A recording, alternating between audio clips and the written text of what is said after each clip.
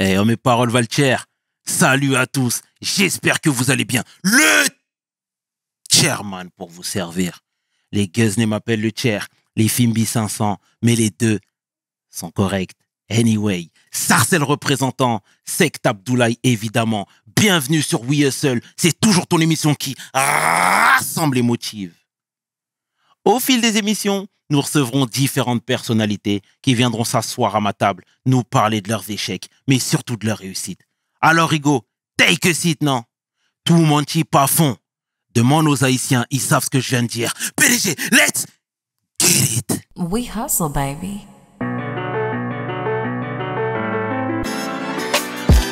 Le chairman. We hustle, baby. Le chairman. Hustle, baby. Le chairman. De retour sur We Hustle et aujourd'hui, je suis vraiment fier d'accueillir mon homeboy. Humoriste, homme de cœur, homme qui dénonce, homme qui parle vrai, homme de terrain. J'ai nommé Edgar Yves. Comment ça va, frérot? Ah non, c'est stylé, hein? Ah ouais, ça blague pas, les gars. Aïe, ça va ou quoi, mon ref? Impeccable, frangin. Ça fait plaisir d'être là. Hein? Tout le plaisir est pour nous, comme je te le disais. Je tiens à dire que je connais l'émission et j'adore l'émission. J'ai vu Fabrice Eboué, Walid Dia. Exact. Je suis donc le nouveau comique à cette table. Ça fait plaisir. Les nouveaux philanthropes. Ouais. Exactement. On n'aime pas trop, en plus, le terme comique, nous. Donc, ouais. Mais bien sûr, en tout cas, grand monsieur, et merci pour ces paroles élogieuses, frérot, sincèrement. Est-ce que tu peux te présenter, s'il te plaît, pour celles et ceux qui ne te connaissent pas? Ah bah écoute, j'imagine qu'il y en a quand même 2-3. Vite fait. Oui, si, non, quand même. Ce sera de moins en moins vrai si je fais bien mon travail, normalement. Je m'appelle Edgar Yves Monou.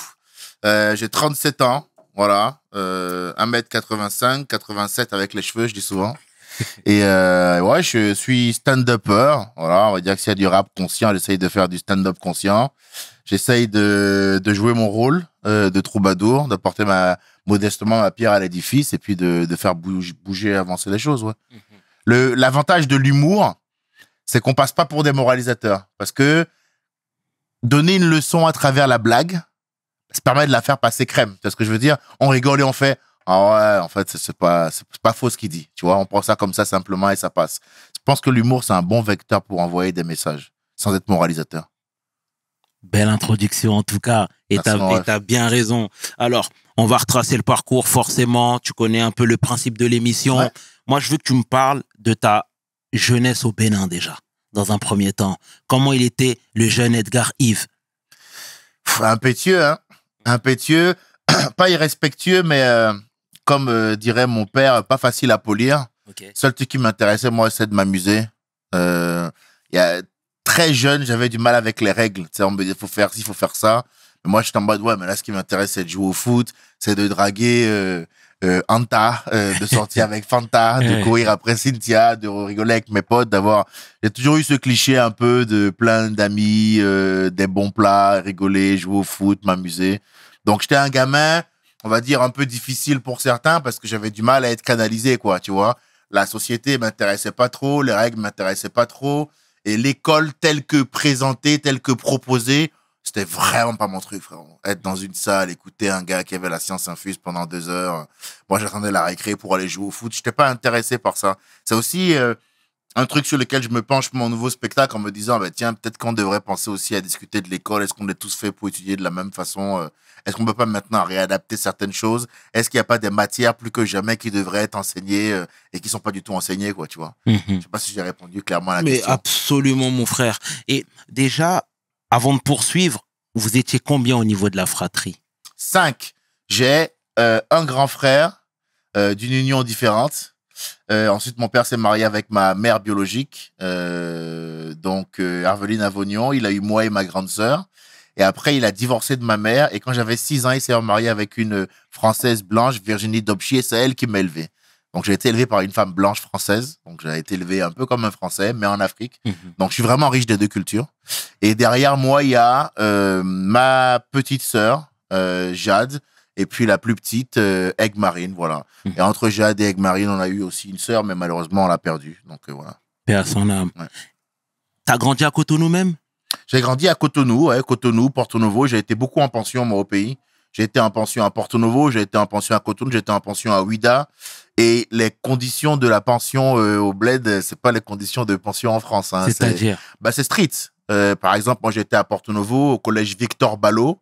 Je sais pas s'il existe encore, mais c'était une pension là-bas très difficile, non mixte. On était en gars, tu sais, des douches communes, donc on se douchait à 10 au même endroit, toilette au milieu. Donc, selon ce que les gars ont fait, tu te douchais dans les excréments ou pas. C'était extrêmement difficile. Mon père était riche, mais il voulait, je sais pas, il avait un délire il voulait nous élever vraiment à la dure. Il voulait nous enseigner la difficulté des choses. Mais passer d'une maison de ministre ambassadeur avec piscine à un internat où tu te douches à 80, c'était quand même difficile, quoi, tu vois. C'était vraiment difficile. Donc, j'ai des souvenirs, par contre, de cette période assez dure, quoi, tu vois, où je me disais, parce que moi, je faisais la transition, maison un peu de luxe, employé, chauffeur, nounou, blanchisseur, garde du corps, machin. Et je me retrouvais en pension à trier les charançons. Tu sais, les charançons, c'est des insectes qui attaquent le riz en Afrique. Et les dames qui faisaient la cuisine s'en fichaient un peu, elles faisaient cuire le tout. Donc, quand ton plat de riz au grave de jollof rice là arrivait, il fallait trier tes charançons avant de taper ça correctement, quoi, tu vois. Donc, j'ai quand même été dans la dureté dès le départ. Et j'ai appris à faire la transition entre richesse et pauvreté, souvent et assez vite et assez violemment. Ce qui, plus tard, me servira finalement, sans que je m'en rende compte. Mais la transition, semaine terrible à l'école, et puis parfois, parce qu'on ne passe pas tout le temps le week-end, hein, on rentre un week-end sur 3, on va dire, tu vois. Ah ouais. Ah oui, donc tu restais genre 1 mois en pension. Et d'ailleurs, la punition en pension à l'époque en Afrique, au-delà du châtiment corporel, parce que nous, il y avait le parmatoire, il y avait la chicotte, au-delà des petites bastonnades, la vraie punition était de te dire au moment où tout le monde rentrait à la maison, là, toi, tu restes, ça, là, ça pouvait te tuer. Bah oui, parce que mec, toi, t'avais déjà imaginé quel plat t'allais, parce qu'on mangeait pas bien en pension. Donc, t'avais déjà pensé à quel plat t'allais taper, par quelle langue tu allais attaquer les wings, quelle sauce, quel dja, quel atassi, quel machin, quel igname, quel aloko. Et on te dit, non, finalement, tu restes là et c'est reparti pour le riz au charançon, quoi, tu vois. Ça, c'était un peu dur, C'était ton centre de formation. Ah ouais, c'était le départ.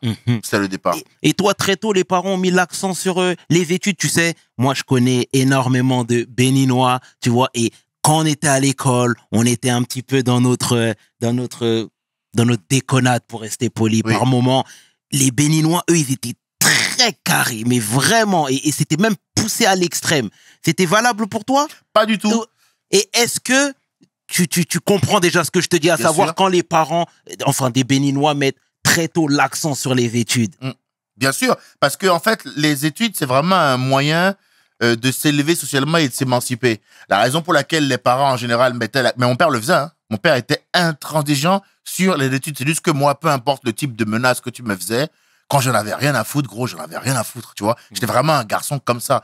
En fait, j'ai toujours eu du mal à m'intéresser sincèrement à un truc qui me fait... Donc, souvent, quand on voulait m'intéresser à un truc, on passait par un moyen un peu dérobé. Des fois, mon père me disait, si tu as une bonne moyenne ce trimestre-là, je te paye une PlayStation. Là, j'avais 18, frérot. Par contre, le trimestre d'après, j'étais capable d'avoir 8. Tu vois, vraiment, le mec, il n'a rien à faire, quoi. Il a été premier de la classe en février, et puis en mai, le mec est quasiment dernier, quoi, tu vois. Le prof disait, c'est indigne de lui, machin et tout. Donc, moi, j'étais pas du tout intéressé par ça.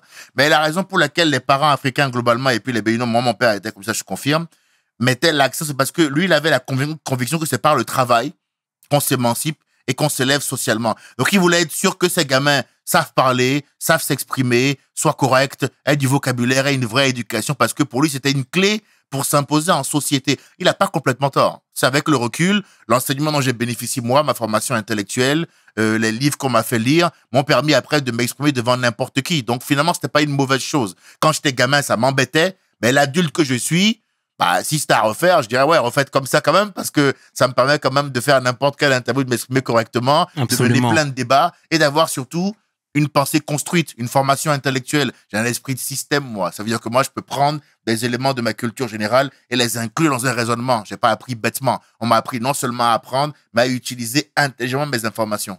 Et donc, tu sais, toi, n'ayons pas peur des mots, t'étais quand même assez aisé au pays. Ah oui, tu oui. vois ce que Oui, je oui, veux oui. dire? Et Famille c'est- riche. et c'est très bien parce que depuis tout à l'heure, tu parles, mais t'as les pieds sur terre et tu n'hésites pas à le dire parce qu'il y en a clairement qui auraient pu se dire que non, nous, on était modestes, etc. Tu sais, ça sonne mieux de Non, le dire. famille riche. Tu vois ce que je veux dire? Moi, je suis pas un menteur, je fais pas de faux semblants. Non, mais t'as bien raison, mon Ouais. frère.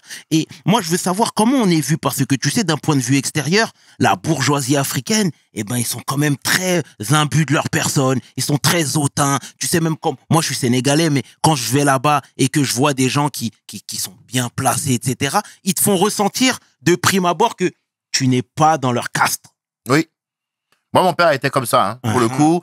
Moi, mon père, d'ailleurs, c'est une des choses qui va un peu forger mon caractère dans l'enfance. Moi, mon père, c'est un mec qui a eu une vraie réussite. Il a fait tous les postes sauf président de la République chez moi. Il a été plusieurs fois ministre. Il a fini sa carrière, je crois, ambassadeur, mais il a fait député, maire, plusieurs fois ministre. Il a organisé le sommet de la francophonie, président des rapports Afrique-Caraïbes-Pacifique. Donc, c'est vraiment un éminent personnage de chez moi. Tu dis à n'importe quel Béninois mon nom, Edgar Yves Monou, qui est le nom de mon père. Je m'appelle Edgar Yves Monou Junior, moi. Donc, le gars avait des plans, hein. Tu vois ce que je veux dire? Clairement, hein. Le gars s'est positionné dès le départ en me disant, toi, t'es missionné. Tu vois ce que je veux dire? T'es même pas encore né. On a déjà fait un programme sur ta tête. Je sais pas, tu vois comment ils abusent, frérot. Laisse-moi d'abord découvrir un peu le football, m'ambiancer. Toi, non, il sera le prochain leader charismatique des hommes noirs. Debout. Donc, j'ai dit, ok, sauf que, du coup, ça a fini en stand-up, mon frère. Mais, en vrai, il avait ce côté assez imbu un peu de lui-même qui était un peu assez relou. C'est aussi un truc qui a été une source de dispute. Et une des raisons pour lesquelles moi je voulais absolument réussir, et puis ça je l'ai vu plein de fois après, je me suis rendu compte avec mon père, mais aussi en dehors de chez moi et en partant de la maison, que l'être humain avait du mal avec la simplicité une fois qu'il avait accès à un certain niveau de succès. Tu sais, on parle de la bourgeoisie béninoise, frérot, mais c'est applicable en France aussi, c'est applicable au Mexique, à Vladivostok ou à Washington. Absolument. Voilà, l'être humain, à partir du moment où il a un certain statut, ouais, des fois, il y a un côté décollage quand même, tu vois. Il quitte la Terre, il est loin du plex sous Pluton, il est plus avec nous, et puis il se croit parfois un peu meilleur que les autres. Moi, très vite, quand j'ai vu ça, parce que j'avais aussi beaucoup de mal avec l'autorité, j'ai mis un point d'honneur à me dire que j'allais avoir du pouvoir à ma manière, parce que pour moi, finalement, l'homme le plus libre, un peu à l'instar de One Piece, à la Goldie Roger, c'est le mec qui est le plus fort. Parce que être libre, c'est avoir les moyens de faire ce que tu veux. Mais pour avoir les moyens de faire ce que tu veux, faut avoir les moyens d'empêcher ceux qui veulent te faire plier de te faire plier. Tu comprends? Absolument. Il faut être quelqu'un pour pouvoir être libre. Tu comprends? Donc, je me suis dit, je vais acquérir de la puissance et montrer qu'on peut être puissant et être quelqu'un de simple. Pour moi, c'est important. Beaucoup de gens te diront qu'on peut marcher dans la rue, je suis un garçon très tranquille, je picole avec n'importe qui. Bon, là, moi, je bois plus depuis plus longtemps maintenant, mais j'étais facilement ce mec avec qui on pouvait boire un verre, avec qui on pouvait rigoler, tu vois, ça n'a pas changé. Donc, c'est vrai que mon père était comme ça, et c'est un des trucs qui m'a beaucoup marqué, ouais. Je trouve qu'il était assez dur. Et est-ce que pour les fils de grande famille, le chemin est déjà tracé, tout tracé, que tu sois bon ou mauvais à l'école, que tu aies des plans de carrière ou pas? Tu sais, il y a Nietzsche, qui a une théorie qui est celle du déterminisme. Elle veut que selon l'endroit où tu es né, l'endroit d'où tu viens, tu aies plus ou moins de chance. Honnêtement, frérot, moi je pense que c'est vrai. Moi je pense que il y a plus de gars du 16e qui vont arriver à faire ce qu'ils veulent dans la vie que de gars du 9-3. Parce que les circonstances dans lesquelles ils sont font que ceux du 16e ont plus de chance. Ils ont une plus grande formation intellectuelle dès leur plus bas âge. Ils ont une nounou qui parle anglais, donc ils ont déjà accès à l'anglais au moment où toi tu vas capter ça, peut-être vers 18 ans, quand tu auras accès à ton premier Netflix, tu es dans une famille aisée. Mais si on veut faire l'exact opposé, les deux pôles, c'est-à-dire famille riche, cultivée, personnelle, nounou, école bilingue, en face, la RES, la TCI, la Bicrave, machin et tout, frère, ils n'ont pas les mêmes chances dès le départ. Pour autant, c'est important de le dire, tu vois, c'est important de le dire. Pour autant, est-ce que c'est une fatalité en soi? Tu comprends? Est-ce que le fait d'être du 9-3 fait que tu pourras jamais dépasser celui du 16e? Pas du tout. Voilà. Donc, je réponds honnêtement à la question. Est-ce que je pense, et encore, c'est que ma vérité à moi, mais je pense que c'est quand même plutôt vrai d'un point de vue sociologique. Je pense que celui du 16e a plus de chances que celui du 9-3. Mais je pense que celui du 9-3, s'il s'en donne les moyens, a largement les moyens de faire aussi bien, voire mieux. Il y a des gars de trap que moi je connais. D'abord, Jamel Debbouze est de trap. Je connais Issa Doumbia qui est de trap, Nicolas Anelka, Alban Ivanov. Donc, il y a plein de gars. Et puis moi, je viens du Bénin, quoi qu'il arrive. Tu vois ce que je veux dire? Mon père, c'est un mec qui à travailler dans un village au Bénin, qui est parti de là pour étudier en France, finir major de promo à SAS, revenir au bled, monter un grand cabinet qui a des branches partout. Donc c'est possible quand on se donne les moyens dans la vie de réussir. Il n'y a pas de fatalité. Mais objectivement, c'est plus simple de naître dans le 16e. Moi, la chance que moi j'ai, gros, c'est que je suis né dans une famille où j'ai eu une formation intellectuelle dès le départ. Moi, j'avais une nounou qui parlait anglais alors que j'avais seulement 6 ans. J'ai été confronté à l'anglais assez vite.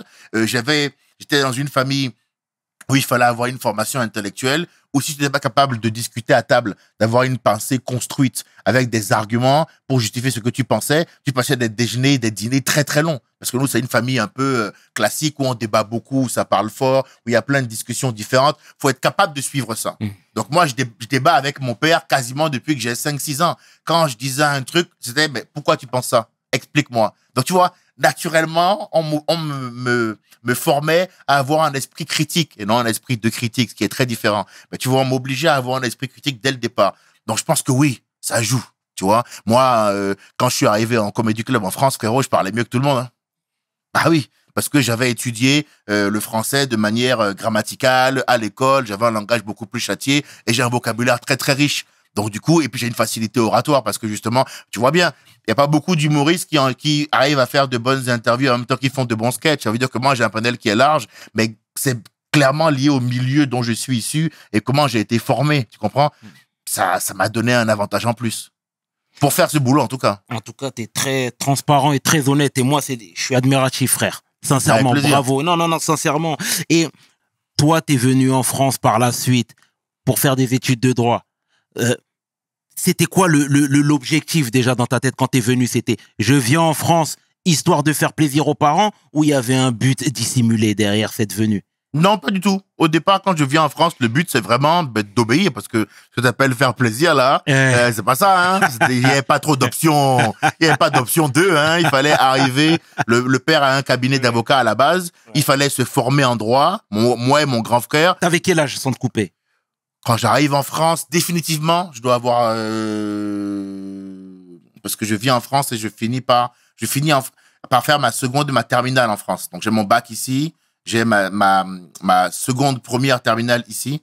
Donc, à mon avis, je dois être au 18-19 à ce moment-là. Okay. Tu vois, je dois être 18-19. Mais j'ai fait des allers-retours entre la France et le Bénin, il faut le dire, parce qu'on est vraiment riche de deux cultures. Donc, il m'est arrivé durant mon enfance de faire un peu de scolarité ici. Et puis, très vite, on m'a renvoyé au bled parce que j'étais un garçon assez turbulent et tout. Et j'ai été en pension là-bas longtemps et je suis revenu vers 17-18 en France, quoi. Tu vois, seconde, première terminale. Et à la base, c'est pas un choix. Le but, c'est de faire ce que le daron a prévu, c'est-à-dire le plan, c'est mes 2 fils vont devenir avocats, ils vont reprendre l'affaire familiale. Et si en plus, le junior, là, il peut se lancer en politique comme je lui ai donné mon nom et il peut aller là où moi je suis pas allé, ce sera parfait. Donc le plan, c'est ça. Le plan, c'est d'obéir à une injonction parentale, d'arriver, d'avoir son diplôme et de revenir au bled pour reprendre l'activité familiale. C'est le plan. Comment les parents ont pris la nouvelle quand tu as décidé de tronquer les études pour faire du stand-up, pour faire de la comédie? Est-ce que déjà, vous-même, au sein de votre cast, vous voyez les humoristes comme étant des valets du roi? Et encore, quand je le dis, c'est pour rester poli. Non, on dit bouffon. C'est ça que tu voulais dire, c'est ça? Ouais.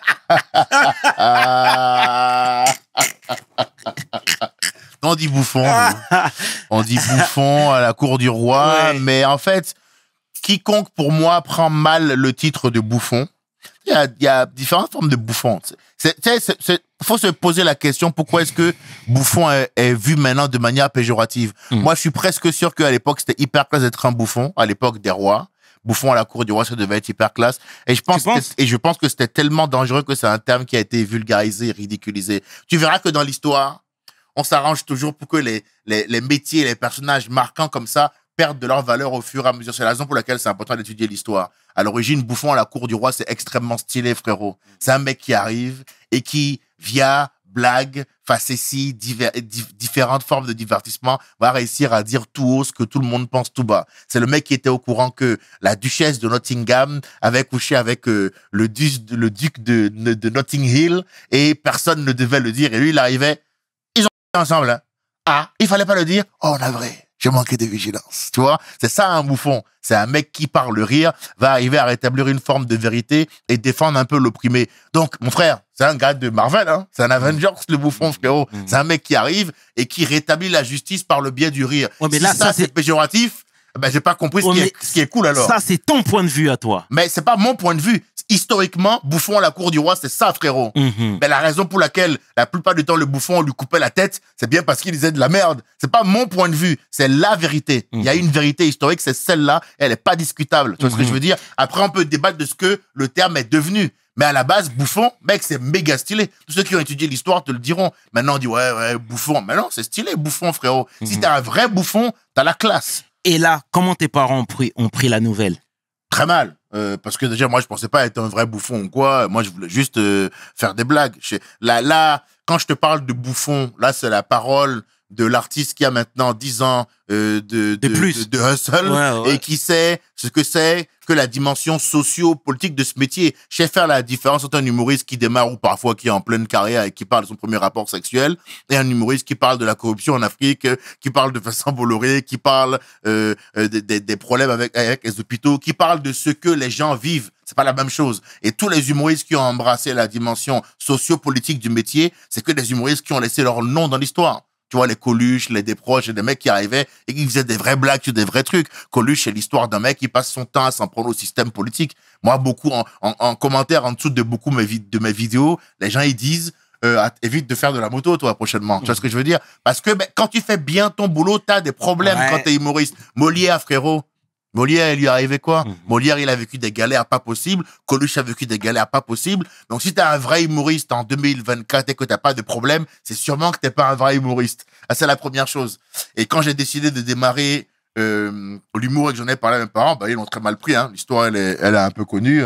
Mon père, il se braque. Voilà, c'est assez violent. C'est un père africain. Hein. On est des Renois. On sait comment ça marche. Voilà. Toi, ton père, il a khalas un appartement, il a khalas des études.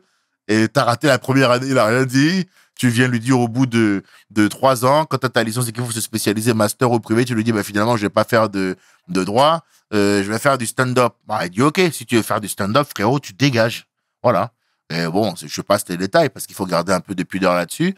Mais ouais, ça a été dur. Hein. Du coup, je me suis retrouvé à la rue pendant presque 1 an. Il y a eu à peu près entre 3 et 6 mois dehors. Et après, j'ai été hébergé par différents copains. On va dire qu'il y a une période où j'ai pas eu de chez moi qui a été assez longue après.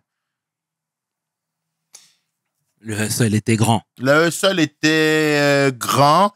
Mais tu vois, avec le recul, tu sais, dans l'exercice d'écriture, il y a un truc assez cathartique là-dedans. C'est-à-dire que de retour en arrière, où on retourne dans le plus profond de ses souvenirs. Et finalement, tu vois, même quand je parle avec toi et tout, ces histoires de passer de 1 semaine à l'école et puis 2 jours de luxe à la maison avec les parents, ça m'a quand même déjà préparé à une transition richesse, galère, assez brutale. Ça m'a formé à ça. J'ai l'impression que l'internat, c'était des conditions assez dures aussi. Donc moi, j'avais quand même été, bien qu'étant issu d'une famille riche, j'avais été confronté à une dureté à laquelle peu de gens étaient confrontés. J'avais un père quand même assez violent, qui me pétait la gueule quasiment en permanence. Donc moi, c'était quand même pas la panacée, quoi, mon truc. Tu vois, c'était pas facile à vivre. À l'école, quand j'étais scolarisé, j'avais le même prénom que mon père, moi. Donc moi, dès qu'un prof était pas d'accord avec la politique de mon père, je passais l'année à me faire saquer, à me prendre des coups. Donc si tu veux, j'ai déjà été exposé dès l'enfance à une vraie dureté, frérot, à un vrai seul. Tu vois ce que je veux dire? Et donc la rue, c'est un truc qui est venu ponctuer ça, qui a été dur, c'est sûr. Mais j'ai l'impression que moi, j'ai souffert tout le temps, en fait. Donc, j'ai eu du bon et du moins bon, tu vois. Mais je considère que c'est la vie. Je marche aux côtés des deux. Tu vois ce que je veux dire? Ce qui fait que je suis un homme complet, c'est que moi, c'est, voilà, une des raisons pour lesquelles j'arrive à être qui je suis aujourd'hui. C'est parce que moi, quand je veux dire par là mes prises de position ou alors, la franchise, l'honnêteté de mon discours, parce qu'on a créé un système où dire la vérité est devenu un acte révolutionnaire. On en est là aujourd'hui en 2024. Dire que c'est une table, c'est déjà fou, ça. Tu vois ce que je veux dire? Le monde est dans une inversion des valeurs où arriver et dire les choses telles qu'elles sont, on dit, ouais, il est courageux. Tu dis, mais vous êtes des fous, les gars. Si arriver et dire les choses telles qu'elles sont, basiquement, c'est être courageux, ça veut bien dire que vous avez créé une société malade. Tu vois ce que je veux dire? Mais la raison pour laquelle j'arrive à le faire quand même, moi, c'est parce que ça me dérange pas de devoir subir les conséquences de ce que je vais dire va générer. Tu comprends? Je suis en mode, ok, moi je dis ce que j'ai à dire. Mais toi, maintenant, fais ce que tu as à faire. On va voir comment on va gérer ça. Propose ce que tu as proposé, et puis on va faire comme d'habitude. Dos rond, on va encaisser un seul, on va passer à autre chose. Mais je pense que c'est important, les notions de valeur, les notions de noblesse, les valeurs chevaleresques. C'est important de remettre ça au goût du jour, le courage, la capacité de faire de la nuance. C'est des valeurs qui ont vraiment disparu. Et c'est à celui qui est noble et qui est chevaleresque maintenant qu'on dira, qu'on pointera du doigt, à qui on fera de la calomnie, insinuation calomnieuse, médisance, qu'on va pointer du doigt. C'est pour ça que je regrette le monde dans lequel on vit actuellement. Ça a été dur pour moi, mais il y en a pour qui ça a été plus dur, frérot. Tu comprends? Il y en a qui ont eu des oncles pédophiles, il y en a qui ont subi des vraies dingueries durant leur enfance. Frérot, moi j'ai esquivé ça. Tu comprends? Donc j'ai pas arrivé me poser en martyr. Non, écoute, ça a été dur. C'était extrêmement difficile. Dehors, c'est pas rigolo. Tu vois ce que je veux dire? Mais j'ai tenu bon. Et je suis heureux d'être là où je suis maintenant. Et je me permets de te reprendre. Quand tu dis que tu étais à la rue, c'est au sens propre du terme? C'est au sens propre du terme. Mes premières nuits, je les ai fait sur des bancs, dans un parc. J'ai fini par être retrouvé dans un parc par un pote qui m'a hébergé, Valentin Lehomang, je le salue. Il y a un documentaire d'ailleurs qui sort bientôt sur TV5 qui traite tout ça. Où on raconte un peu plus large d'histoire. C'est pour ça que je garde 3 éléments. J'ai aussi des contrats avec des chaînes, là, par exemple, tu vois, où là, on va raconter complètement cette histoire-là. Mais il y a un pote qui m'aide à sortir de la rue. Mais par contre, les premières nuits, c'est dehors.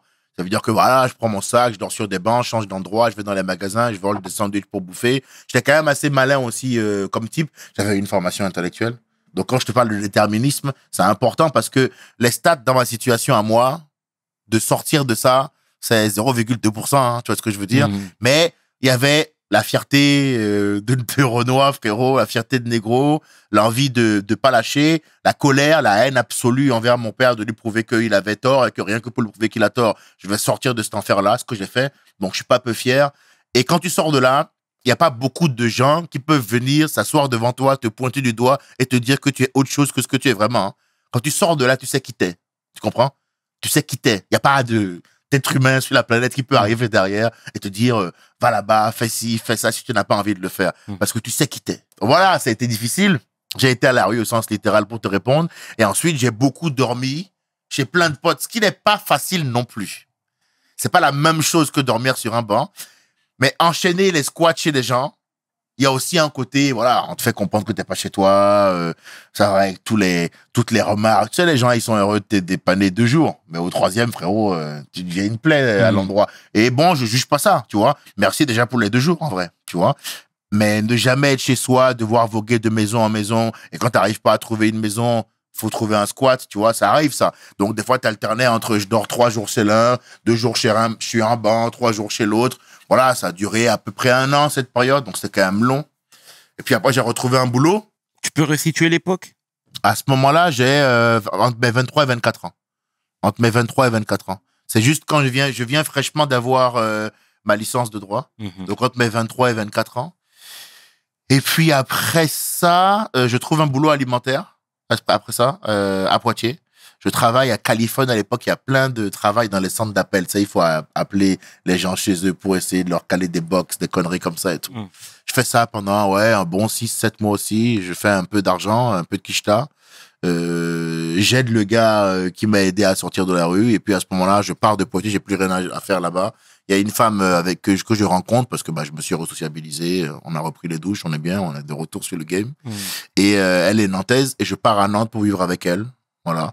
Et bon, ça se passera très mal à Nantes et je repartirai encore dehors et après je retrouverai un squat chez un gars. Donc ma vie, ça a vraiment toujours été des hauts et des bas, quoi. Tu vois, vraiment.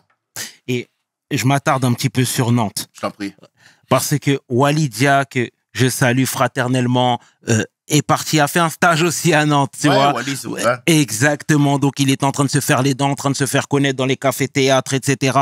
Toi, j'ai cru comprendre que c'était valable pour toi. C'était la même chose, plus ou moins. Oui. D'accord. Parle-moi, s'il te plaît, de cette parenthèse nantaise.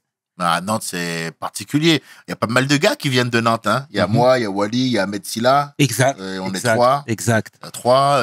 Chez les filles, Elodie Pou. Mais si tu parles des Renois, il y a moi, Wally, Ahmed Silla. Donc, moi, je suis la génération après eux. Moi, quand je commence à faire à Nantes, ils sont pas là. Moi, j'arrive à Nantes, je travaille à ce moment-là à Nantes chez Bouygues Télécom. Je travaille pendant 1 an pour me faire de l'argent, le système français étant ce qu'il est, j'ai droit après à quasiment l'équivalent en termes de chômage. Et donc, du coup, je me dis, bon, ben là, le chômage, là, ça va être le moment de remettre mon projet humoristique sur les rails. Je m'inscris dans une compagnie de théâtre parce qu'à l'époque, je veux faire des vidéos un peu comiques à la Norman. Bon, c'est pas le meilleur exemple aujourd'hui, mais à l'époque, c'est mon idée, donc j'assume. Et je vais dans une compagnie de théâtre pour améliorer mon jeu d'acteur. Donc, c'est genre, tu payes 600 € l'année, on t'apprend à faire le chat dans l'espace. Tu finis par réaliser que bon, ça fait un peu cher pour miauler quand même. Et je commence à comprendre que bah, le vrai seul, ça va être d'aller dans les bars, de jouer devant des gens un peu bourrés pour vraiment apprendre le vrai stand-up, quoi. Là, retour un peu à une manière un peu plus rude d'apprendre, mais plus directe. L'évolution est plus claire, plus limpide. Et donc là, je vais au West Side Comedy Club, qui est encore toujours là. C'est une grande scène ouverte nantaise, le West Side Comedy Club, frérot. Je vais là-bas. Et je deviens très vite un des leaders du truc. Je crée un groupe de gens qui vont tous devenir pros. D'ailleurs, il arrivait à Wally de venir jouer dans mon West Side, à Ahmed de passer dans mon... D'ailleurs, je les ai connus comme ça. Parce qu'il y a un soir, je suis en train de casser la scène. Là-bas, et je vois les deux dans le fond qui me regardent et tout. C'est une scène ouverte où tous ceux qui étaient dans cette scène ouverte sont devenus professionnels depuis. Tous devenus pros.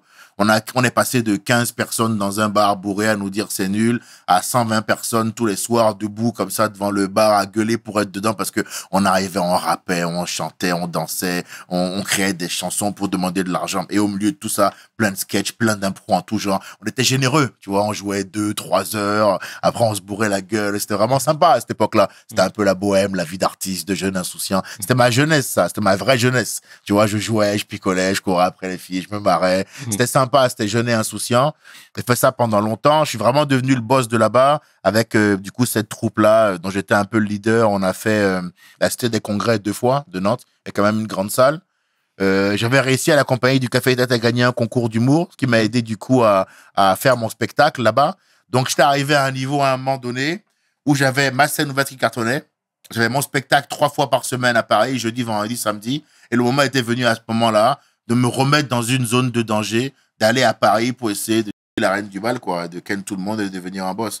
Notamment les passages de mecs comme Wally et comme Mohamed Silla. Comme moi, je suis un mec très compétiteur dans l'âme, je l'ai regardé en mode, bon, bougez pas vous. Je vous rattrape dans pas longtemps. Bien. Tu vois, j'ai fait des chroniques sur Ahmed Silla à la radio. J'ai rencontré, à l'époque, du moins, j'avais fait ça quand je démarrais. Lui, il était déjà beaucoup plus haut. Donc, quand il passait, c'était une façon de se promouvoir, de faire des chroniques, des premières parties. J'ai fait les premières parties de Wally aussi à la compagnie du Café Théâtre quelques fois. Wally, on a fait quelques trucs ensemble de temps en temps, tu vois. On a une manière différente de mener notre combat. Mais c'est un homme pour qui j'ai du respect. Ahmed, on se connaît pas spécialement. On s'est vu 2-3 fois. C'était marrant. Pour le coup, en termes de ligne édito et de positionnement, on a vraiment rien à voir, quoi. Tu vois, on n'est pas du tout pareil. Et puis voilà, chacun son style, hein, je juge pas. Et t'as bien raison. Déjà, t'es élogieux à leur égard et c'est très bien. C'est très bien. Mais tu sais, tout à l'heure, je vais rétro-pédaler un petit peu. Tu parlais de Coluche, tu parlais de Molière également, tu parlais de gens qui ont pris des risques durant leur carrière, etc. Et Dieudonné dans tout ça. Ouais. Toi, est-ce que c'est quelqu'un que tu regardes avec des grands yeux? Est-ce que c'est quelqu'un que Oui, très tôt, moi, quand j'ai démarré l'humour, très tôt, j'ai vu Dieudonné. J'ai été, je pense comme tout le monde, à part soit les menteurs, soit les gens pas objectifs, j'ai été... Impressionné, c'est pas assez fort, tu vois. Impressionné, c'est pas assez fort. J'ai été soufflé par le talent du gars, quoi. J'avais jamais vu un mec cumuler autant de qualités naturelles pour faire ce métier. Le nom Dieudonné, paradoxalement, lui est vraiment bien donné parce que mec, il a absolument tout, il coche absolument tous les critères pour être un excellent humoriste, artiste, comédien de film. On a vu dans Astérix et Obélix, à l'époque, il n'était pas encore boycotté. Dans les spectacles, frérot, il y a des sketchs incroyables où il n'y a pas une seule fois le mot juif s'ils veulent éviter la polémique. Le Cancer, c'est incroyable. Le Cancer, c'est peut-être le plus grand sketch francophone que j'ai vu de ma vie. Les Pygmées, c'est très drôle. Le président africain. Il y a énormément de sketchs qui sont incroyables. Moi, c'est effectivement, si tu me demandes, et puis je pense que ça se voit un peu dans mon style, souvent dans les commentaires, les gens ils disent souvent le nouveau Dieudonné, l'héritier, le nouveau Coluche, le Coluche noir. Souvent, ils disent ça, les gens, parce qu'on voit bien dans quel moule j'ai été fait. Tu vois ce que je veux dire? Je le fais à ma sauce, mais on connaît mon essence quand on me voit sur scène, tu vois. Et évidemment, c'est celle-là, bien sûr. C'est celle d'humoriste talentueux et rebelle. Et je pense que le talent, il s'exprime encore plus quand tu es un peu dans l'opposition, tu vois. Moi, je suis le genre de gars qui a un point commun avec lui dans le sens où moi, j'ai crois en mon talent, j'ai de vraies capacités et je considère que j'ai pas besoin d'avoir les faveurs de tel ou tel média pour percer. Pour moi, c'est d'abord une relation entre le public et l'artiste, ce qu'on fait. Pas besoin qu'il y ait un intermédiaire que ça. Donc, je me concentre sur mon lien avec les gens, sur le fait de les faire chialer de rire. Et jusqu'à maintenant, ça a été suffisant. Mais oui, pour te répondre, ouais, bien sûr, je me suis inspiré de Dieudo. Mais tout le monde s'est inspiré de Dieudo, hein. C'est un faux débat, ça, hein. Tu sais, peut-être il y en a, enfin, un faux débat dans le sens où, comme c'est un secret de Polichinelle, et t'as raison de poser la question, c'est jamais vraiment évoqué. Mais je te le dis ici, mec, tout le monde s'est inspiré de Dieudonné, mec. Il n'y a pas de blabla. Tout le monde, même ses contemporains, c'est-à-dire que même les artistes qui jouaient à son époque se sont inspirés de lui parce qu'il y avait un écart beaucoup trop abyssal entre lui et les autres au départ. Vraiment, il est arrivé, frérot, et il a imprégné une vraie claque, hein. Il y avait, non, vraiment, premier sans deuxième, hein. C'était le seul. Frérot, qu'est-ce qui va arriver derrière pour dire quoi? Trop fort. Et personne dira le contraire. Encore une fois, ce que je veux, c'est être en vérité, ni faire l'apologie de quoi que ce soit. Je suis pour un monde où il y aura le retour de la nuance. On n'est pas là-dedans en ce moment. Les gens n'arrivent pas à nuancer. On est à l'époque du terrorisme intellectuel où dès que tu dis un truc qui ne convient pas, on estime qu'il faut avoir telle position. Donc, quand tu dis Dieudo, je dois répondre, putain, nazi, non. Non, je vais nuancer. Je dis, le gars, c'était un grand artiste. Il était fort. Si on ne peut pas dire ça, ben, du coup, aller dans le monde, on ne peut pas dire ça. Et moi, j'irai dans le monde où on peut dire ça sans être traité de nazi. Séparons-nous, ça ne me dérange pas. Et elle se situe où la limite des humoristes? Il faut comprendre plusieurs choses. Parce que c'est important que les gens comprennent le concept. C'est une excellente question. Donc, je vais essayer de vulgariser et d'expliquer complètement le truc. D'abord, tu es artiste. Tu t'éveilles à ton talent. Tu le développes, tu le polis, tu travailles. C'est-à-dire qu'il y a le talent, ce que tu as naturellement, tu nais avec. C'est-à-dire que c'est le domaine dans lequel tu arrives à un haut niveau de performance sans que cela soit un vrai effort pour toi. Ce qu'on appelle le talent. Ensuite, tu vas le développer et le transformer en compétence. C'est du talent qu'on peut invoquer. C'est du talent travaillé, maîtrisé. Parce que le talent, quand tu le maîtrises pas, c'est compliqué d'être bon dès que tu as envie de l'être. Et une fois que tu deviens bon, faut que maintenant le monde soit au courant.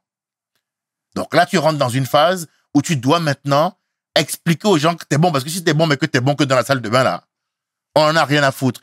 Et là, maintenant, il y a plusieurs moyens de s'exposer au public. Parce qu'après, une fois que t'es dans le Comedy Club, c'est comment tu passes du club aux grandes salles de France. Faut que tu trouves un vecteur par lequel passer pour que le gars qui est dans sa chambre, là, il soit au courant qu'il y a un gars qui existe et qui est un seul salle et qui est bon. Il doit être au courant. Les médias, c'est un moyen de faire ça. Le problème, c'est que dans les médias actuels, c'est très compliqué d'avoir une parole libre. Donc, la plupart des humoristes qu'on a vus là, avec Guillaume Meurice, qui était chroniqueur à France Inter, frérot. Exact. Il a dit que Netanyahou était un nazi sans prépuce. Chacun jugera la blague comme il a envie de juger la blague. Ben, le fait est qu'une fois qu'il l'a dit, il a été viré, alors qu'il parle d'un mec qui est responsable de la mort de milliers de gens. C'est factuel, hein? Voilà, mais il n'a pas le droit de le faire. On a vu comment les médias ont traité de manière totalement partiale et partielle le conflit israélo-palestinien. Là, maintenant, ils font gaffe parce que ça va tellement loin du côté d'Israël que ça devient compliqué de les soutenir. Mais rappelle-toi le 7 ou le 8, hein, si tu faisais une manifestation pour la Palestine, tu devais payer une amende à l'État français et les médias n'avaient qu'un seul discours. Israël a raison et ils doivent se défendre. C'était systématiquement ça. Ils ne voulaient pas nuancer. Je le dis parce que c'est important de comprendre dans quel contexte sociopolitique on est pour travailler les humoristes, ok? La plupart des médias ne peuvent pas être neutres parce qu'ils appartiennent à des milliardaires. Donc, ils doivent véhiculer la pensée du milliardaire auquel ils appartiennent. Les médias de Vincent Bolloré ont massivement diffusé les idées du RN, tu vois, principalement, parce qu'on est content que le RN ait échoué là, aux législatives. Mais je vous rassure sur un point, hein. Si on se contente d'être en réaction et de gérer systématiquement les conséquences sans jamais s'en prendre en cause, je vous rassure, dans 1 an, 2 ans, 6 mois, 4 mois, 3 mois, on aura le même problème. On doit se battre déjà pour trouver des médias compétents, neutres, qui ne sont pas des outils de propagande au service de milliardaires qui les dirigent. Ok?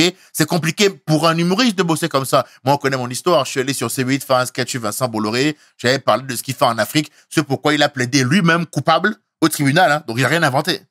Ce que j'ai dit dans le sketch, là, il a plaidé coupable pour ça au tribunal. D'accord? Il est jugé actuellement pour ça, dans la tentative de corruption d'élites étrangères, dans l'affaire avec Alpha Condé en Guinée et Faure Yassimbe et Adema au Togo. Il a plaidé coupable pour ça. D'accord? Ils m'ont quand même censuré.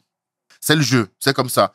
Pour autant, est-ce que c'est possible pour un humoriste de dire ce qu'il veut actuellement quand il est dans les médias? Non, c'est pas possible. Faut faire avec. C'est pas possible.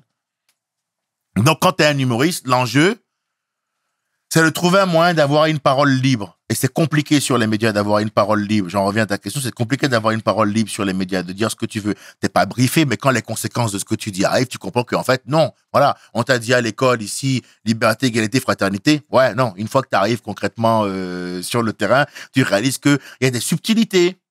Faut faire attention. Quand tu es sur une chaîne de Vincent, attention. Quand tu es sur France Inter, c'est la bien-pensance, attention. Tu dois être pro, LGBTQQ, transidentité, QMH.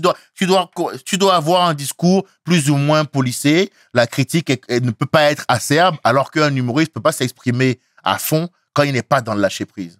Le moment où on est le meilleur, c'est quand on est sans contrôle, nous. On doit piquer. C'est notre rôle. On doit être un poil à gratter, on doit déranger, on doit être le thermomètre et on doit faire réfléchir. Tu vois? C'est compliqué à faire sur un média. C'est là où Internet est arrivé et a donné une vraie bouffée d'oxygène. Parce que quiconque est bon, est capable de se produire dans un bar miteux avec un micro et une caméra devant une vingtaine de personnes et sort des bonnes punchlines. Mais un lien de réservation peut attirer du monde dans ces salles et faire carrière. Et ce constat frustre l'homme ou l'humoriste? C'est une bonne question, ça. C'est une bonne question. Ça frustre l'homme, c'est sûr. Moi, je supporte pas de vivre dans une... Pour un mec comme moi, c'est un monde difficile. Tu comprends? Moi, je suis un gars qui arrive et qui dit les choses telles qu'elles sont. Dans un monde où on s'est mis d'accord pour être dans le louvoiement, passer par les chemins de traverse, être dans le subterfuge, la compromission systématique, la soumission totale, pour les garçons comme moi, c'est dur à vivre. Tu comprends? Parce que moi, ce que je veux, c'est un monde où on dit les choses telles qu'elles sont. La société actuellement, frérot, elle est sans nuance. On est dans une société très émotive, presque hystérique, où l'information est très rapide, traitée sans réflexion, sans précaution préalable. L'accusation sur le réseau est directe. Les gens, ils sont très contrariés. Les gens, ils fonctionnent maintenant entre groupes qui ont le même logiciel de pensée. Donc, on a différents groupes qui s'opposent. Certains sont plus actifs que d'autres sur les réseaux. Et c'est compliqué d'évoluer là-dedans parce qu'on est dans un monde sans nuance. Il faut maintenant avoir la même façon de penser sur des thèmes précis, sinon tu es forcément considéré comme un... On en est là. La raison pour laquelle les gens ne s'engagent plus, c'est ça, frérot. D'accord? Tu dois avoir un avis bien précis sur le conflit israélo-palestinien, bien précis sur le mouvement MeToo, bien précis sur la transidentité et les xénogenres. Voilà. Si tu n'es pas capable d'aller vers ce nouveau monde où un homme peut être un perroquet, s'il a envie, eh bien, dans ce cas-là, tu es disqualifié. Et c'est ça le vrai truc. Avant, on pouvait ne pas être d'accord en débat, frérot. Avant, toi et moi, on parle, on n'est pas d'accord, on n'est pas d'accord. Maintenant, si toi et moi, on n'est pas d'accord, je suis forcément... Et il faut me cancel, il faut me faire perdre mon travail. Ça devient quoi, ça? Tu comprends? Donc, ça frustre l'homme, ça frustre l'artiste, mais ça devrait frustrer tous ceux qui ont les yeux ouverts. Parce que vous voyez bien que c'est pas possible d'avoir une pensée différente. On tend vers un monde où on veut faire une pensée uniformisée, où les gens ne réfléchissent plus par eux-mêmes. C'est là où les médias, ils jouent un rôle incroyable, les médias. C'est devenu un outil de propagande, frérot. Normalement, quand tu es journaliste, tu dois être neutre. Traiter l'information de façon impartiale et présenter l'info telle qu'elle est. Ton avis, normalement, on n'en a rien à foutre. Mais maintenant, on te donne une info qui est déjà biaisée en elle-même. Si elle ne l'est pas, elle l'est souvent. Et quand elle l'est ou quand qu'elle le soit pas, on te dit ce que tu dois en penser. C'est ça le vrai problème. Si on avait des médias neutres qui étaient ce qui doivent être un vrai quatrième pouvoir, ça irait. Mais là, actuellement, frérot, c'est dévendu la plupart. Entre les médias d'extrême droite et les médias d'extrême gauche, c'est quoi le... Bon, extrême droite, on voulait pas qu'ils arrivent au pouvoir, donc on est content qu'ils y soient pas. Mais mon frère, la bien-pensance, là, la bien-pensance de gauche, là, de France Inter, on a vu les limites, non? C'est Charlie à 2 vitesses. C'est Charlie quand tu dis un truc qui leur plaît, frérot, hein. C'est la tolérance quand tu dis un truc qui leur plaît, frérot. Quand tu dis un truc qui leur plaît pas, t'es viré, mon frère. Et on emploiera plein d'arguments différents pour dire pourquoi t'as été viré, mais t'es viré, frérot. Et la vérité, on la connaît tous. Voilà pourquoi le conflit israélo-palestinien est un sujet quasi systématiquement évité par les humoristes. Parce que c'est des sujets où les gens ont des sensibilités extrêmement fortes. Et à l'heure des réseaux sociaux, là, où on ne réfléchit plus, on prend un mot, on coupe, on l'enlève de son contexte, on met une musique derrière, machin et tout, raciste ou pas raciste, et on te détruit ta vie, ben, les gars se disent, c'est quoi? Moi, je vais rien dire. Je vais attendre d'être dans ma salle de rigoler avec les gens. J'en veux pas aux gens qui ne prennent pas position, parce qu'en vrai, prendre position aujourd'hui, c'est un vrai risque, frérot. Parce que les gens, ils te découpent. Ils cherchent même pas à comprendre. Les gens sont fous. Pourquoi on en est là? Parce qu'on vit dans un monde où la frustration atteint un très, très haut niveau. La première discrimination, mon ami, la toute première, ce n'est pas d'être un homme, ce n'est pas d'être une femme, ce n'est pas d'être noir, d'être blanc, d'être arabe. La première discrimination, c'est la pauvreté. La première discrimination, frérot, c'est de devoir aller au magasin et ne pas pouvoir prendre le produit que tu as envie de manger là. Et de voir un autre gars qui vient, qui le prend. Ça crée de la frustration. Le problème de la frustration, c'est que la frustration, mec, c'est une bombe à retardement. T'es frustré dans ton canapé, t'as un boulot, imagine, t'as un boulot que t'aimes pas. Ce qui est le cas des 3/4 des gens. Les 3/4 ont un boulot alimentaire. Donc ça commence comme ça. T'as un boulot que t'aimes pas. On est loin de l'enfance. T'as avec une meuf, t'as peut-être un gosse, elle se passe plus ou moins mal, c'est la galère, vous êtes pas heureux, donc vous prenez le crâne tout le temps. Là, t'allumes CNews. On t'explique que ton problème, c'est les Noirs et les Arabes. Toi, tu te dis, pourquoi pas? C'est là, il y a peut-être un moyen de me défouler. Il y a peut-être du racisme, mais c'est aussi parce que les gens sont malheureux, sont pas là où ils veulent être, sont pauvres. Il y a un feu qui brûle en eux. Et les médias, aujourd'hui, c'est devenu des gens qui viennent mettre du bois dans ce feu-là. C'est pour ça que je dis que il faut absolument, aujourd'hui, mettre les médias en responsabilité. La raison pour laquelle moi, j'ai fait aucune vidéo de « Ouais, allez voter, mec », c'est parce que j'ai dit hey, « Je veux pas jouer votre jeu, là ». Quand j'étais gamin, il y avait déjà eu Jean-Marie Le Pen au second tour. Il fallait s'affoler. Il y avait eu Marine Le Pen. Il fallait s'affoler. Et là, maintenant, ils vont gagner les législatives. Il faut s'affoler.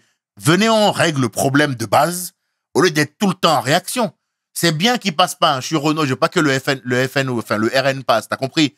Mais venez, on règle les causes. Il y a une phrase d'un philosophe bossuet que j'aime beaucoup et qui dit « Dieu rit de ceux qui se plaignent des malheurs dont ils chérissent eux-mêmes les causes. » Tu comprends? Ça veut dire qu'on passe notre temps à réagir des conséquences, mais on chérit les causes qui viennent de ces conséquences-là. Tu comprends? On doit gérer ce problème-là. Il faut le dire une fois pour toutes. La plus grande discrimination au monde, frérot, c'est la pauvreté. La pauvreté, frérot, ça rend pas lucide. Si on n'était pas dans un monde de gens aussi malheureux, il n'y aurait pas autant de rageux en commentaire sur Internet. Mon frère, réfléchis avec moi. Un gars qui prend 5 minutes, ou peut-être 2 heures, pour aller insulter les gens sur Internet, tu penses qu'il va bien, lui? Excuse-moi, tu penses que ce gars est équilibré? T'as besoin d'un schéma?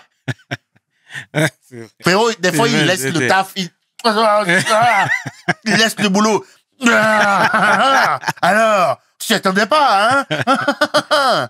Complètement crevé, ce mec, tu comprends? Mais lui, il est malheureux, en fait. Il est malheureux. Le mec qui écrit, c'est nul. On va retrouver ta mère, on va te faire un petit frère. Lui, il ne peut pas avoir accès au Black Angus. Il a vu la viande passer comme ça, on lui a dit, c'est pas pour toi. Je vais pas manger, moi. Non, c'est pas pour toi, cette viande.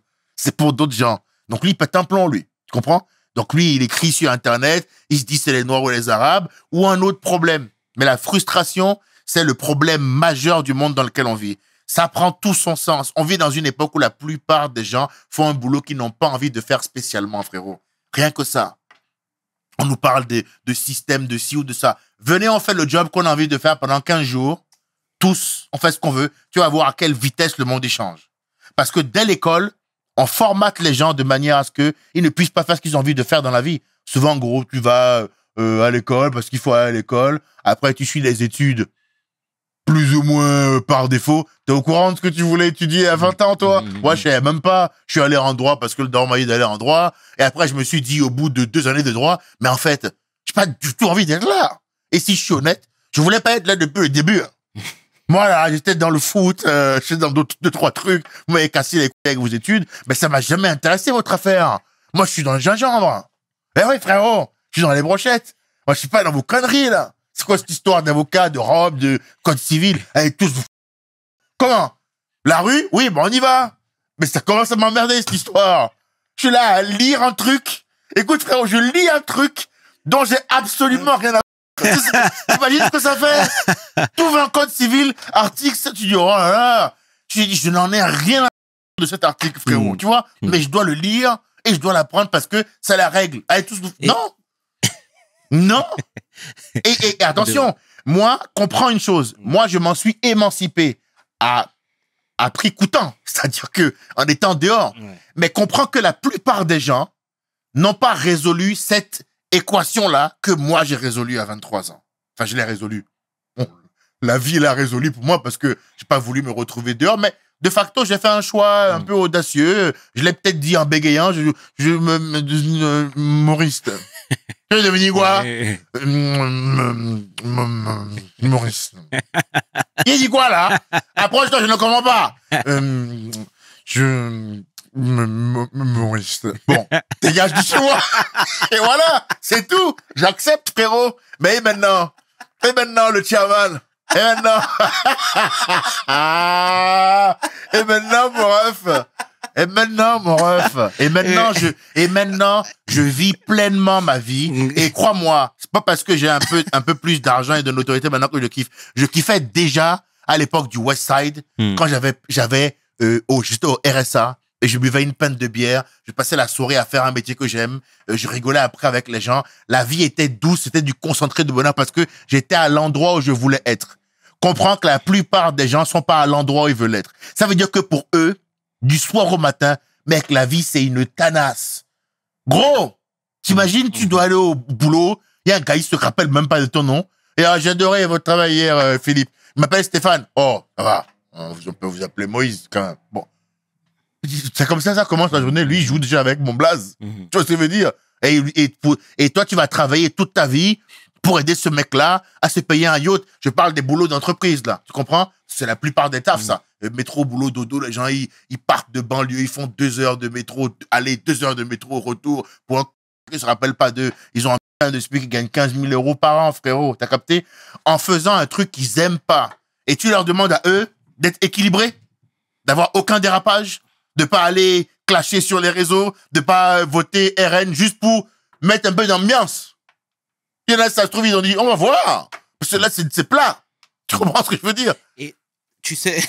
Mais oui, il y en a, ils se sont dit, on va voir. Déjà, avant tout, merci pour tout ce que tu nous témoignes. T'envoies du feu, t'envoies de l'amour et t'es transparent. Donc déjà, avant tout, merci à toi, Frangin, sincèrement. Et je vais rebondir sur le fait que tu étais un moment livré à toi-même. Tu sais, il y a parfois les parents, ou du moins les darons, aiment bien secouer un peu les garçons parce qu'ils sont rêveurs, parce que ceci, cela. Mais la maman dans tout ça, tu sais très bien que c'est pas le même son de cloche. Tu vas me dire qu'elle aussi, elle t'a laissé? Non, la daronne, elle m'a toujours aidé, la daronne. La daronne, pendant longtemps, moi, quand je suis parti, je voulais pas avoir de nouvelles de la famille. J'étais très en colère. Pour moi, l'acte qui avait été posé était un attentat, quoi. Tu vois, j'étais en mode, ah ouais, par contre, je sais pas quelle leçon tu veux me donner. Mais là, le niveau de coaching, Real Madrid, quoi. C'est préparateur physique de haut niveau, quoi. Tu vois, Eusebio. Tu vois ce que je veux dire? Waouh! Putain, là, c'est gainage élite. Donc, je voulais parler à personne. Et ma mère a renoué le contact avec moi, mais au bout de 6 mois. Hein, pendant 6 mois, je n'ai pas parlé. Au bout de 6 mois, elle m'avait envoyé des tonnes de mails. J'ai fini par répondre au mail de ma daronne. Et puis voilà, là, c'est devenu un peu moins compliqué parce que elle envoyait des petits 20, des petits 30 balles, des trucs comme ça. Et elle essayait de capter où je suis, de me faire un peu livrer de la bouffe. Elle m'a aidé 2-3 fois ma mère à manger alors que j'avais très très faim. Donc la daronne a toujours été la daronne africaine qu'on connaît. C'est je peux rien faire parce que tu connais le rapport en Afrique, on a un système assez phallocratique, quoi. Où en tout cas, moi, c'était ça. Le daron, c'était le boss. Tu peux rien faire, gros. Quand il prend une décision, c'est le boss, il tape du poing sur la table, c'est comme ça. La daronne peut rien faire. Mais en soum, elle peut t'aider. Et ma daronne, elle a quand même pas mal fait. D'ailleurs, quand je suis arrivé à Paris, mon premier squat à Paris, mon père, il a un appartement dans le 16e, non, il est propriétaire et tout. Et avec les appartements de ce niveau-là, il y a souvent une chambre de bonne qui va avec. Okay. Et quand je suis arrivé à Paris, la daronne m'a secrètement donné accès à la chambre de bonne. Sans l'accord du vieux. Donc, tu vois, tu poses de bonnes questions. Ça ramène des parties de l'histoire que personne ne connaît. À Paris, j'ai démarré dans la petite chambre de bonne de ma daronne. Bon, je suis parti à un moment donné, quoi, tu vois. Mais ça m'a dépanné. Hein. Ça m'a dépanné. Les mères, c'est toujours celle qui t'aide en secret. Toujours. Ça, je tiens à rendre hommage aussi. Et aujourd'hui, ma mère, je la mets bien, tu vois. Mais les mères, c'est toujours celle qui t'aide en secret. Le père, c'est facochère, frérot. C'est facochère. Je sais pas ce qu'ils veulent nous prouver, mais... Non, mais en tout cas... Ils sont nerveux. En tout cas, c'est ton histoire, c'est ton CV. Et on les salue les deux, hein, Frangin. Et tu sais, ici, on a aussi l'habitude de rendre hommage aux personnes dans l'ombre qui ont tout fait aussi pour t'aider à atteindre les sommets. Toi, je sais que Jeff Panaclock a contribué un petit peu à ton succès. Bien sûr. Donc, qui d'autre? Alors, Jeff Panaclock, c'est lui qui m'offre, c'est en faisant ses premières parties à Jeff Panaclock que j'arrive à venir à Paris.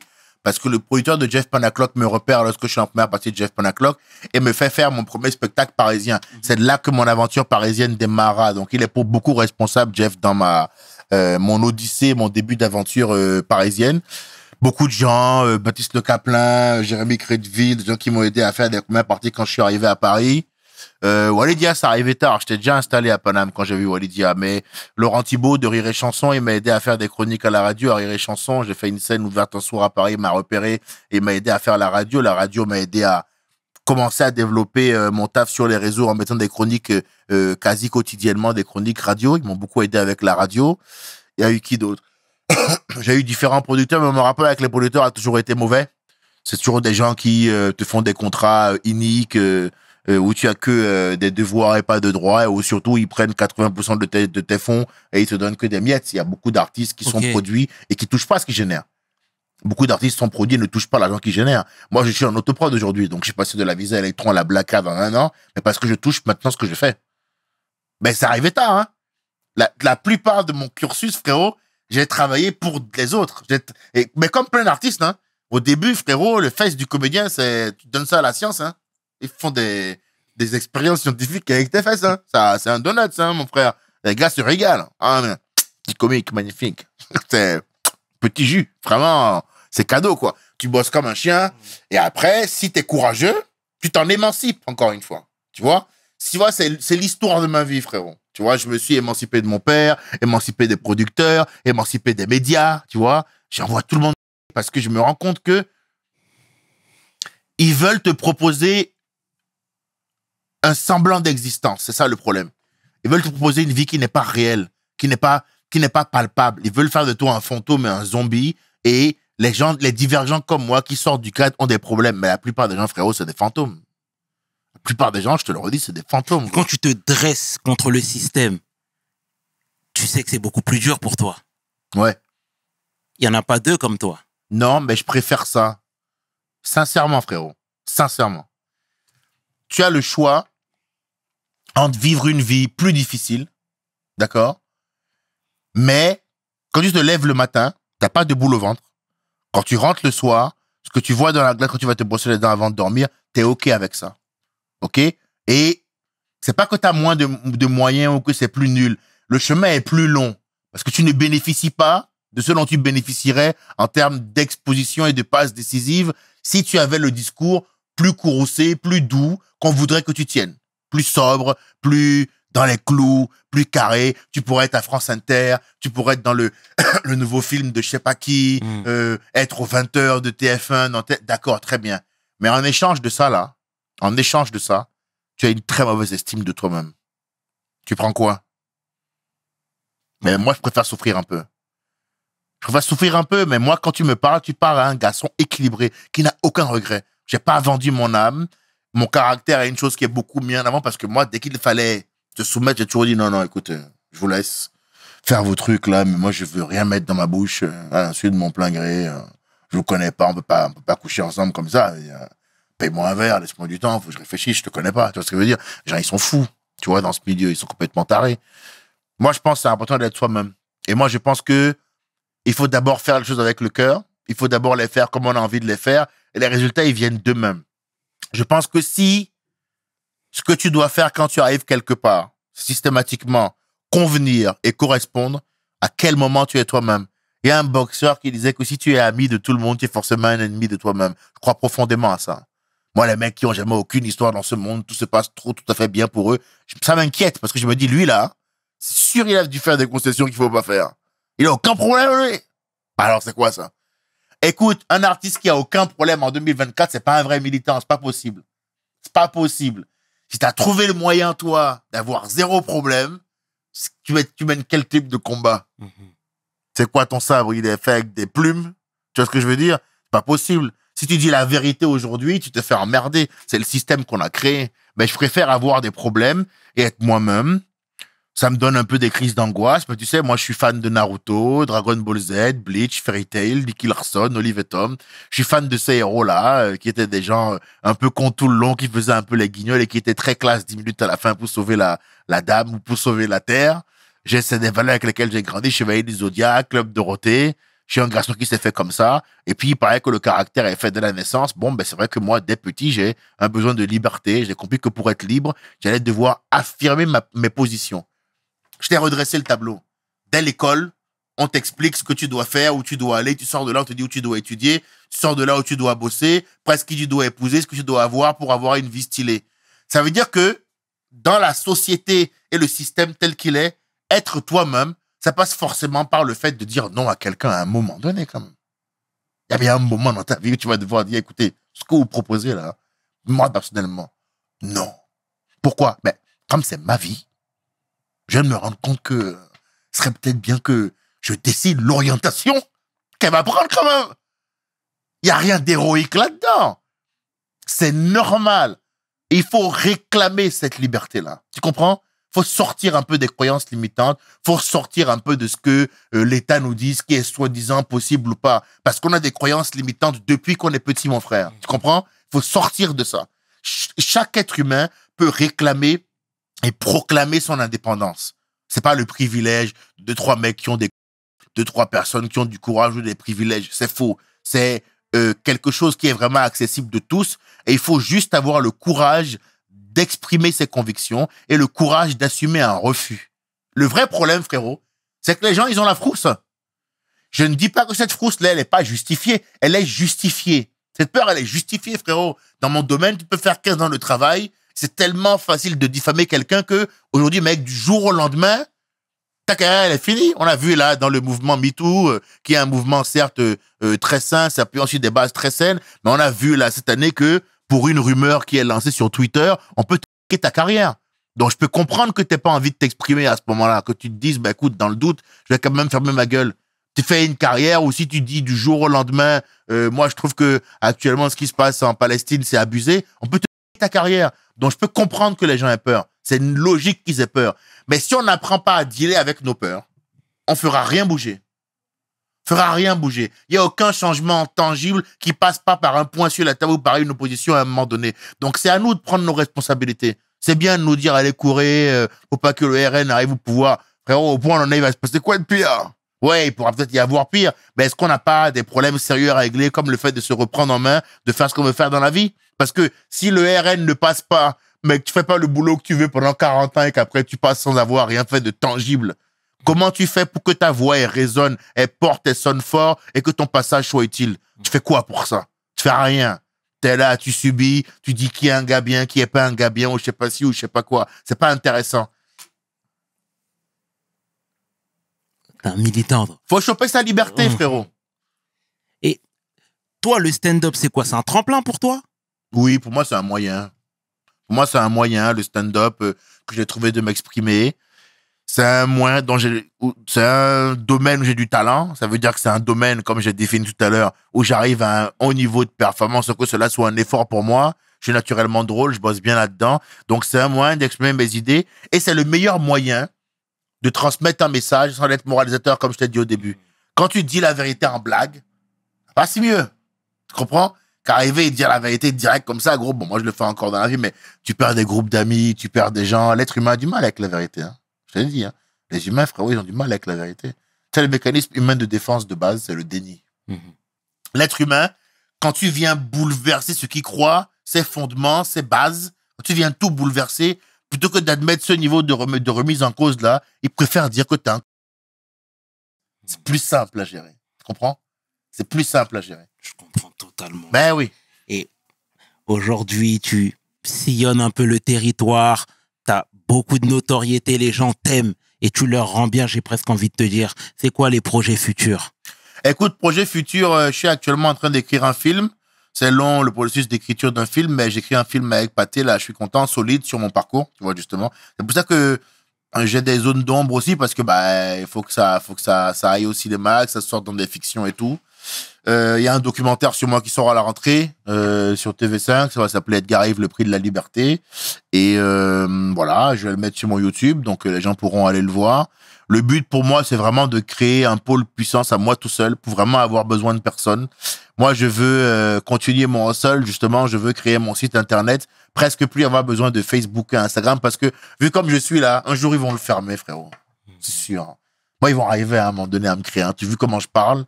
J'essaye d'être toujours nuancé, précis, argumenté dans mes développements et mes raisonnements.